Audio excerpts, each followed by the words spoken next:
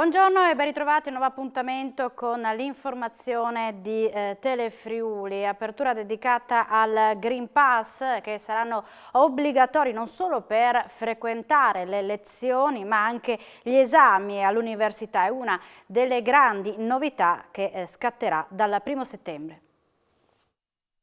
Dal 1° settembre nelle università del Friuli Venezia Giulia si accede solo con il Green Pass. Lo comunicano gli atenei di Trieste e Udine, i quali confermano che verranno fatti dei controlli a campione quando le lezioni riprenderanno a pieno regime. In questa fase saranno a tappeto e l'obbligo riguarda sia i docenti che gli studenti.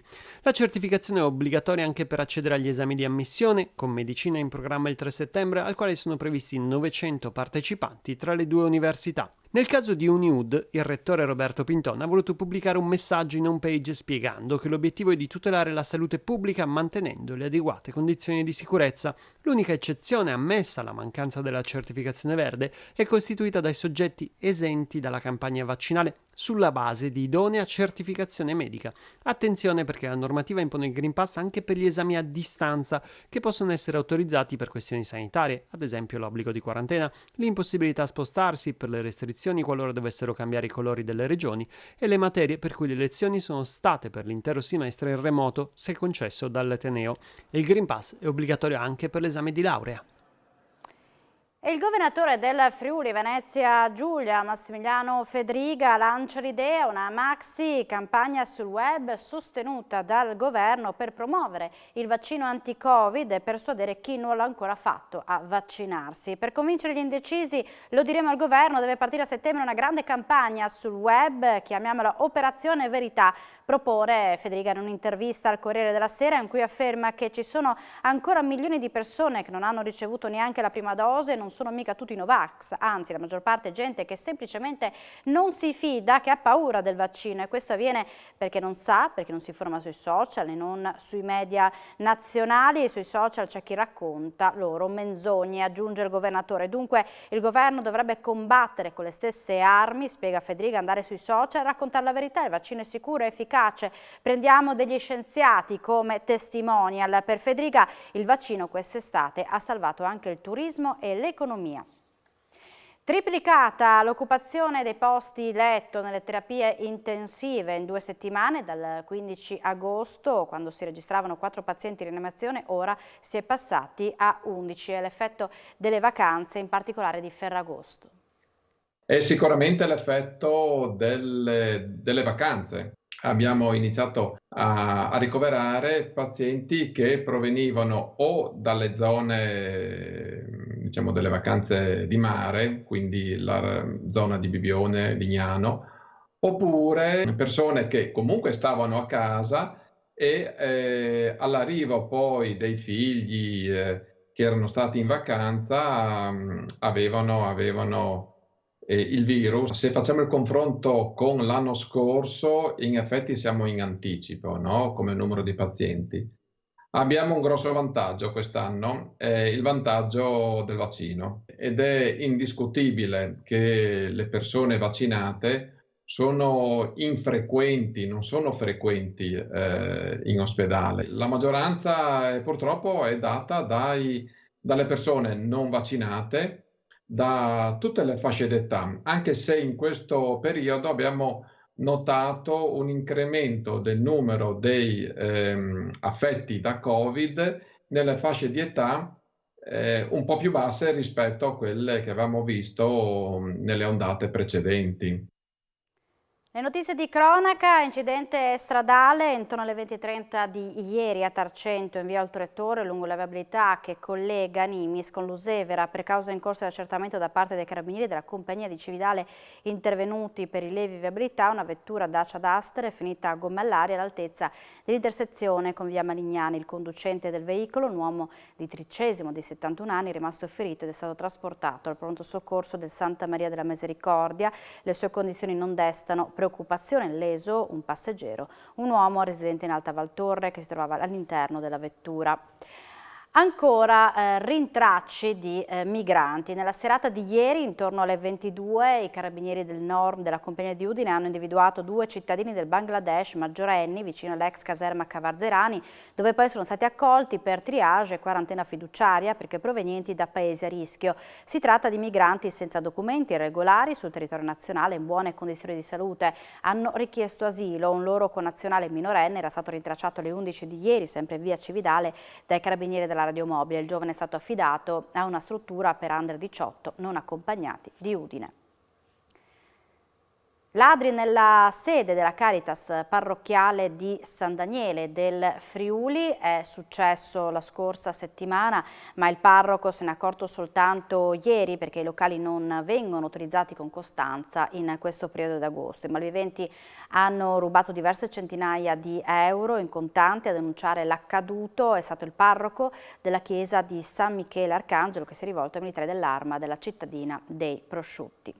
Notizie dal capoluogo giuliano, intervento ieri mattina della volante in viale Miramare, dove nottetempo ignoti hanno sottratto i fondi cassa di 2 locali. Sono in corso le indagini per individuare i malviventi che hanno messo a segno i colpi. La scorsa notte poi la volante ha denunciato per tentato furto aggravato un triestino classe 99. L'uomo è stato sorpreso a rovistare in un'autovettura in sosta in via Torrebianca. Cividale ha inaugurato ufficialmente la 30ª edizione di Mittelfest. Il tema scelto per questa edizione, Eredi, è stato al centro delle riflessioni del governatore del Friuli Venezia Giulia, Massimiliano Fedriga, che ha richiamato la parola responsabilità come dovere di ciascuno a consegnare una realtà migliore alle nuove generazioni. Con una cerimonia in Duomo sobria e raccolta nel rispetto delle norme dettate dall'emergenza sanitaria, Cividale ha inaugurato ieri ufficialmente la 30ª edizione di Mittelfest. Dopo il sipario alzatosi sugli spettacoli in anteprima, ieri l'appuntamento d'apertura ha accolto il Presidente della Repubblica Slovena Pahor, il Governatore del Friuli Venezia Giulia Fedriga, l'assessore regionale alla cultura Gibelli, il Presidente del Consiglio regionale Zanin e il Sindaco della città Ducale Bernardi, oltre alle numerose autorità locali e rappresentanti delle minoranze linguistiche. Il tema scelto per questa edizione Eredi è stato al centro delle riflessioni del governatore Fedriga, che ha richiamato la parola responsabilità come dovere di ciascuno a consegnare una realtà migliore alle nuove generazioni. Mittelfest è il frutto dell'impegno di una comunità che si è messa a disposizione degli altri. Il governatore ha quindi rivolto un ringraziamento al presidente sloveno e al suo popolo, simboli di una precisa scelta di abbracciare i valori della democrazia occidentale. Anche grazie al Mittelfest, Friuli Venezia Giulia e Cividale hanno dato il proprio contributo affinché questi valori fondassero il dialogo necessario per non sottrarre diritti e capacità di incontro pacifico tra diversità. Per l'assessore regionale alla cultura Gibelli, Cividale è un punto topico degli scontri e degli incontri tra civiltà nei secoli, erede del Forum Iuli della civiltà longobarda, oggi più che mai esprime iconicamente la fusione e l'integrazione tra culture.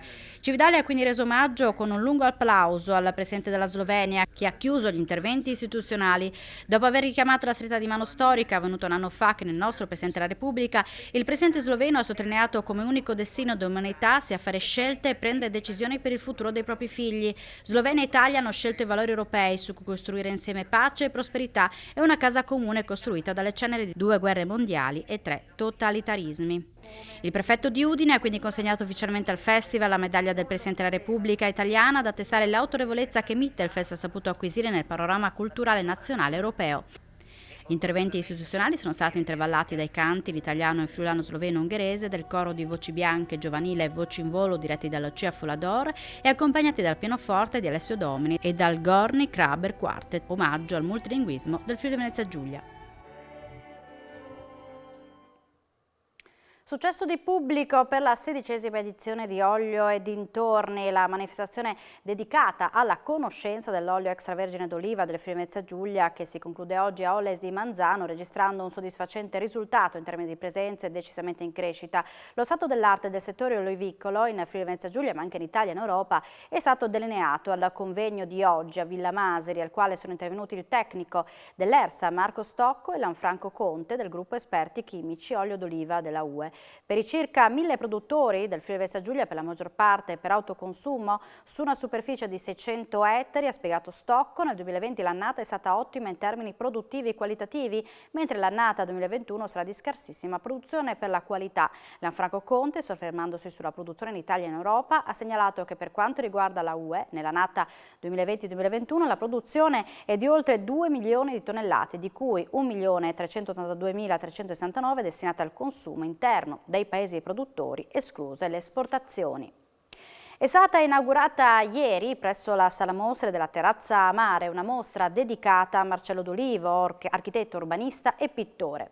L'architetto ha contribuito a donare a Lignano Sabbiadoro la connotazione odierna, la spirale che caratterizza l'urbanistica di Lignano Pineta. Le ville immerse nella pineta sono solo alcune delle opere che sono arrivate a noi, nate dalla mano e dal pensiero di Marcello D'Olivo. La mostra è curata dall'architetto Francesco Borella, suo ultimo allievo, disegni, segni, sogni, opere artistiche e progetti, ricordi dell'architetto in mostra sul mare, sarà visibile fino al 24 ottobre.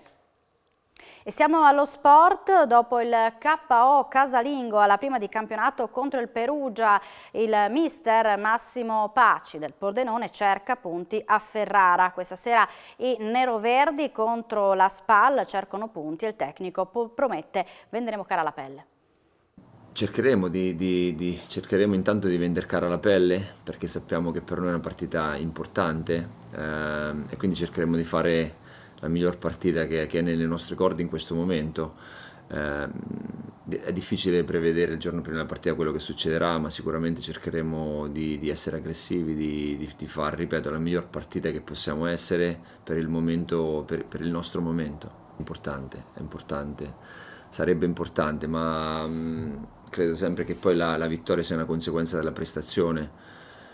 Andare in campo con il giusto atteggiamento, la giusta cattiveria per noi è fondamentale. Cercheremo di far quello, insomma, sappiamo quanto è importante i punti, ma sappiamo anche quanto è importante diventare squadra il prima possibile, continuare a crescere sia dal punto di vista tecnico ma anche dal punto di vista mentale, come carattere.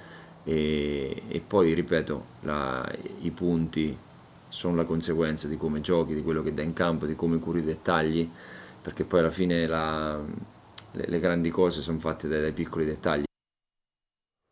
Siamo in chiusura, l'informazione ritornerà in diretta alle 19, ma vi ricordo alle 17 la diretta di Telefriuli Estate da Carlino, ospite speciale Mara Navarria. Grazie per l'attenzione e buona giornata.